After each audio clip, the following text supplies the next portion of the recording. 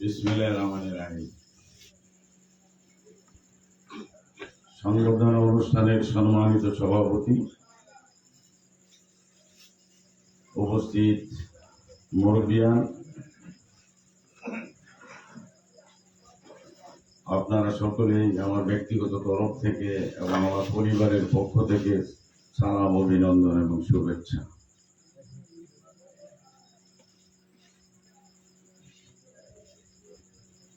আমি এই বক্তৃতায় কি বলবো,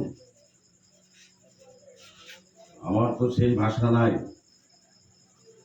জীবন সায়নের এই গুজরি লগ্নে দাঁড়িয়ে সর্বশেষ নির্বাচনে এসে আমি আপনাদের কাছে ভিক্ষা চেয়েছিলাম। আমি বলেছিলাম, আপনারা আমাকে একটি ভোট দিয়ে রাজনৈতিকভাবে, সামাজিকভাবে বাঁচিয়ে দিন। আপনারা অনেকেই কথা শুনেছেন, অনেকে আমার মর্ম ব্যথা ব্যথিত হয়ে আমাকে ভোট দিয়েছেন, আমার নেতৃত্ব প্রতিষ্ঠিত করেছেন। অথচ আমাদের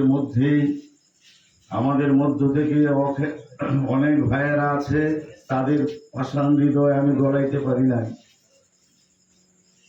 তারা আমাদের এই বঞ্চিত, আশাহত, নির্যাতিত মানুষের পক্ষে তারা থাকে না।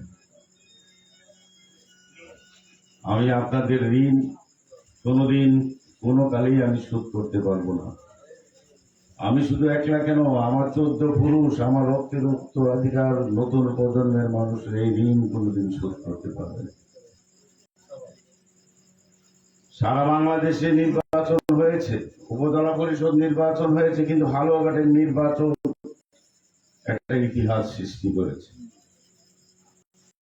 ইতিহাস হলেই একটা অসহায় নিঃস্ব মানুষ, একটা অর্থহীন মানুষ, একটা গরিব মানুষ, টাকা পয়সা ছাড়া তাকে এলাকার মানুষ নির্বাচিত করেছে।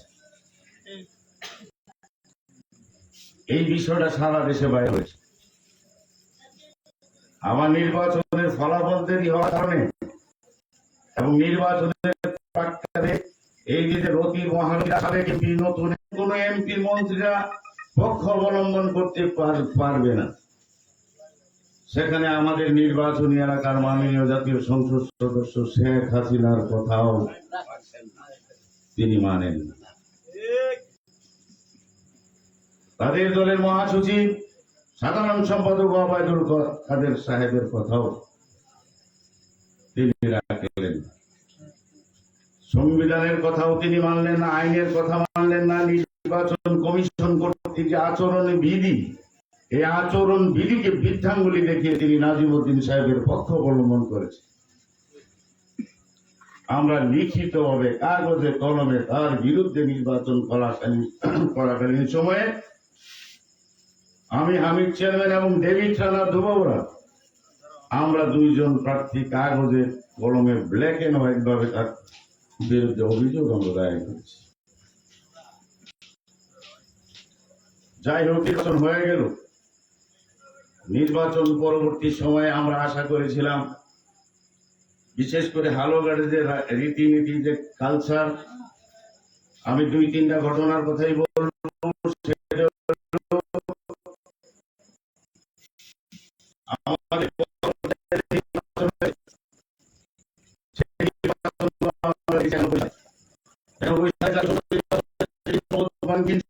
পাশ করতেন প্রথম খান সাহেব, তাকে কন্ডিশনের ক্ষেত্রে ধন্যবাদ তাকে ফোন করলেন মানকির বাবু। পরবর্তী নির্বাচন 96 সালে যখন আফজালিস খান যখন এমপি নির্বাচিত হলেন, তখন প্রমোদ মানকিন বোধ 2-3 ঘন্টা সময় লাগে, তিনি ধন্যবাদ দিয়ে তাকে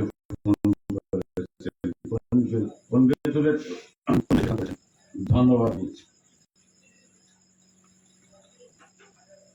আজকে এত বড় নির্বাচন হলো, জাতীয় সংসদ নির্বাচনের সময় আমরা জনগণের পক্ষে থেকে আমাদের নতুন এমপিকে ধন্যবাদ দিয়েছি। দুর্ভাগ্যজনক হলে আজকে 1 মাসের মতো হয়ে গেল এই জনপদের মানুষকে নির্বাচিত করেছে, অথচ আজকে জাতীয় সংসদ সদস্য আমাকে ধন্যবাদ টুকু দেয় নাই। আপনি এমন গণতন্ত্র নাই গণতান্ত্রিক বই পুস্তক পড়তে হয়। আপনি নাকি হালগড়ের সর্বশ্রেষ্ঠ নাকি শিক্ষিত। আমেরিকার ফিলোসফার জ্যাক বার্জু গণতন্ত্রের সর্বশেষ সংজ্ঞাটা দিয়েছে, এই সংজ্ঞাটা আপনি দয়া করে করবেন।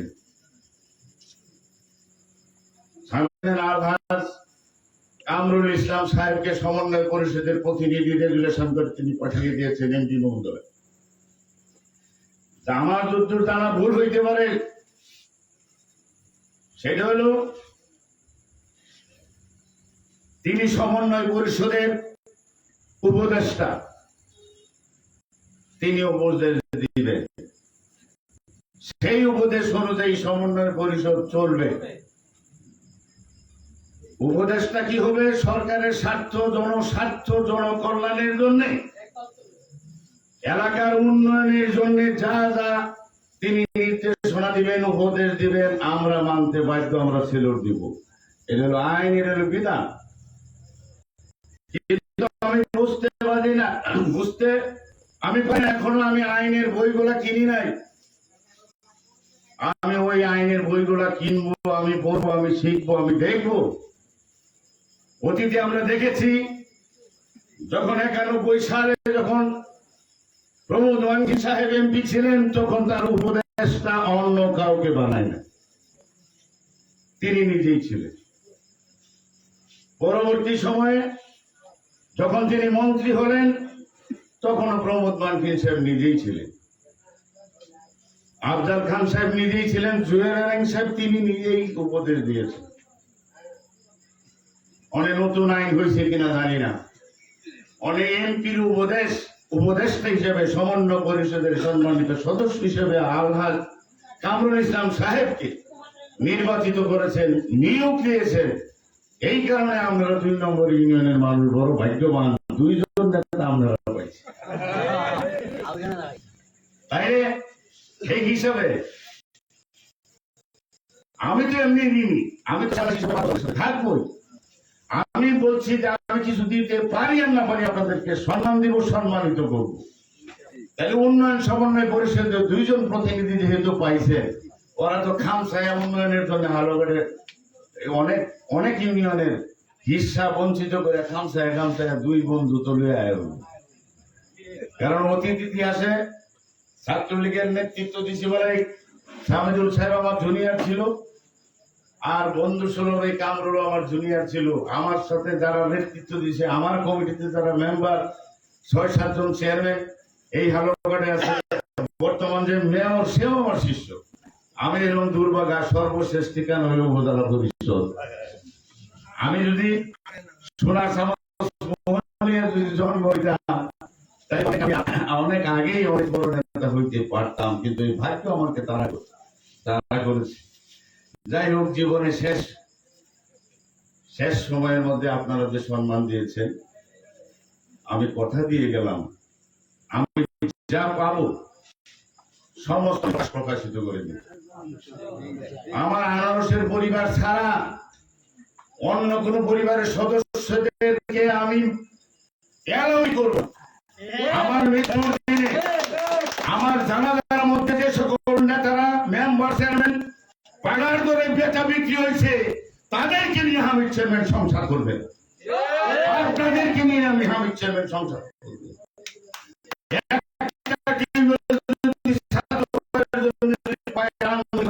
আমি বলবো নাকি মরে নাকি কোন বাড়িতে, আপনারা বলবেন। আমি যদি পাই হারাম, আমি এই রাজধানী করার মনে বেঁচে ধুয়ে আমি আপনাদেরকে দিব। আমি চাইব যে সবাই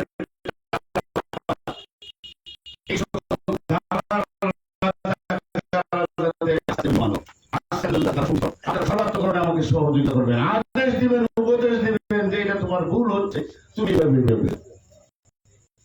আপনার আদেশ আমার শিরোধার্য, আমাকে বোঝাবেন।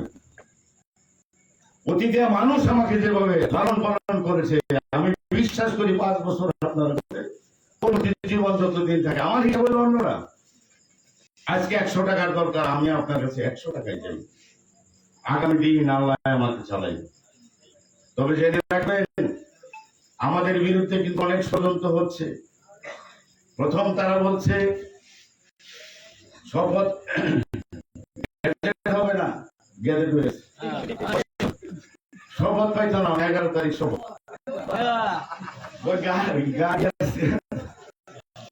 কি বলবো,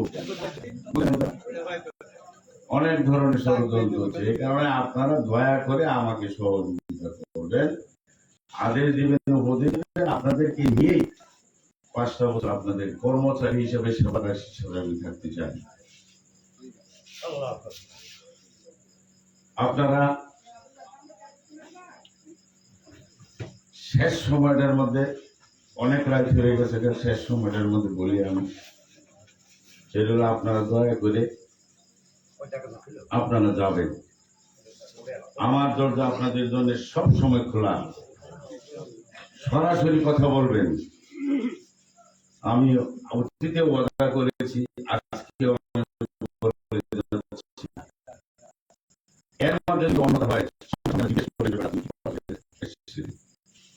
আমি চাই ভালোবাসা একটা সুন্দর নগরী, সুস্থ সুন্দর নিরাপদ নগরী।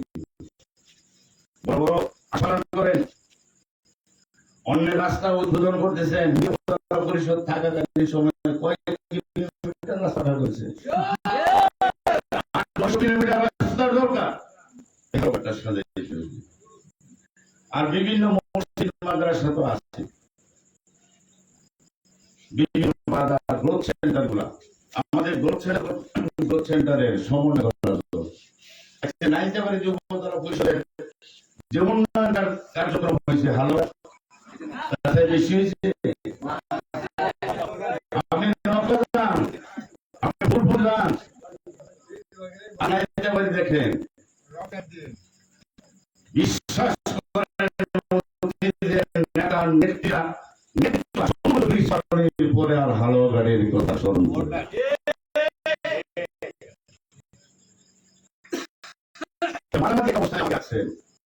স্বল্প আর্থিক অনুদান আসবে, আমি স্বল্প স্বল্প বিষয়গুলো আপনাদের প্রকাশিত করে দেব, আপনারা সিদ্ধান্ত দেবেন।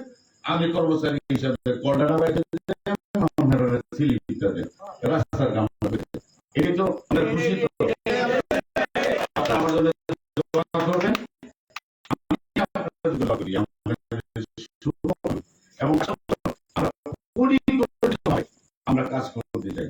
তাই আমাদের পরিবারের সদস্যদের অগ্রাধিকার তালিকা ডাটা বেস করবো, সেখানে এই মুরব্বীরা আমাদেরকে এবং আমার কেন্দ্রের মধ্যে যারা